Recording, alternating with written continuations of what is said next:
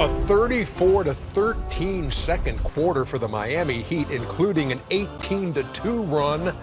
And D. Wade, 21 points in the first half. Miami's trying to tie things up with the Philadelphia 76ers. Still got it. And they lead it by double digits, 56-42 after 24 minutes. American Express halftime report, Ernie Johnson.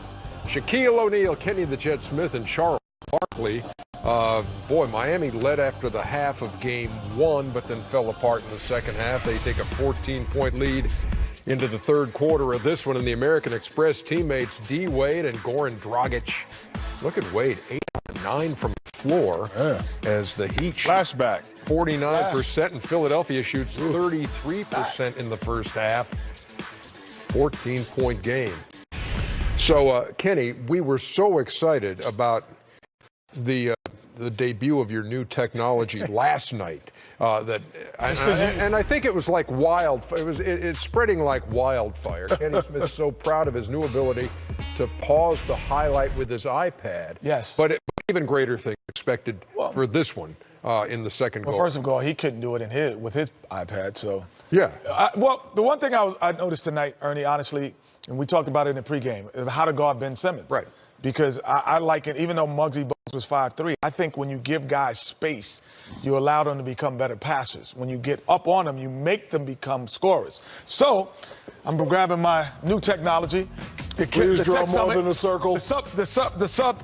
This is what we call Kenny's Tech Summit. But overall, Shaq, if we look at this, you see the space that he's giving Winslow. When you give that much space as a passer, what you do is you give him court vision and you give him angles to look and see where everything is going. But now he finds Redick. That was in game one. But tonight, he says, I'm going to take up the space, I'm going to make you drive, and I'm not going to have you look for avenues for guys to score. Freeze it again. Now, if we look at him, his eyes are looking down. If we look at Simmons, he is not paying attention to the shooter here or shooters here, because now he becomes a scorer tonight, and Whiteside, you take up the space and help on the block. But then again, then Winslow says, freeze it. I'm starting back here. You're going to be 94 feet. You're going to start making decisions. Hey, what's going on up there? 95%. Oh, this is more stuff that I'm doing. So this is the stuff that you can add to it. But again, this is the stuff that you can get on your iPad, brother. That you can eat sandwiches and everything up. But again, the lack of pressure makes it. Hey, we loved the first two plays. Yeah, it was good. But we thought you might enjoy that third. But no, it's just when you take up that space, you make him say, I'm going by you. Because he takes that as an insult, trying to say. But that's the way you have to play him. That's the way you got to play him. But mainly make him a scorer. No, you make him a scorer. That's what I was saying before the game. Like, he wants to pass the ball. Like, you can give him, he had 17 points last game. If that goes up to 20, 24, 26, you can live with that. When he has 15 assists, you cannot live with that. We just disagreed on the application of how you get him to become a scorer. So Miami gives up 130 in game one, franchise playoff high, and they allow uncanny three-point shooting, better than 60% in game one. How about Miami's defense in game two? Well, Chuck, Kenny, we know game one in playoff series, just a fill-out game, right? Now, if you win or lose the first game or whatever, now it's all about adjustment. So the Heat, they said today, you know what, we're not going to let J.J. Redick get 28 points. Now we're going to turn up the intensity. We're going to be more physical. We're going to run whoever. Put him on it, make him put on the ground. Good. Make him put on the ground. We're going to let Whiteside play some minutes so he could be the shot blocker that he is.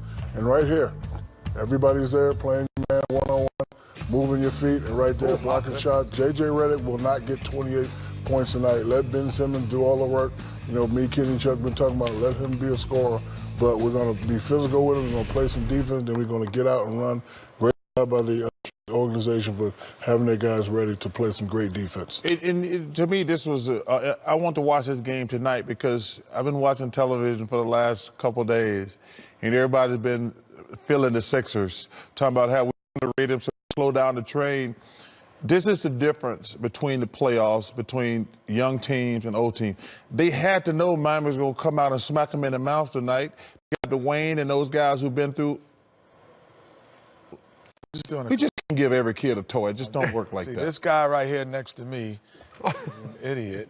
And see, this is what he's really thinking about right now as he's talking. Man, we're trying to talk basketball. What's that on the barbecue chicken? Oh, poop face. He's a poop face. But, you know, they had to know that Miami was going to have some pride and come out tonight. And they should have known they were not going to score 130 points again. But like I say, this half is going to be interesting to me because they're young. Their best player, he never been through this stuff. Yeah. He didn't play in March Madness. He stayed out a year. So this is kind of his first adversity. Because the regular season, there's no adversity in the regular season. You got another game, you needed 2 of those. When you got home court, this is a big deal for the Sixers. Big deal. Ben Simmons 3 assists in the first half after 14 in the game in game 1. Now Kenny has made me hungry. Replay pizza, love it. What's not to like? Oh, yes, sir, Corey.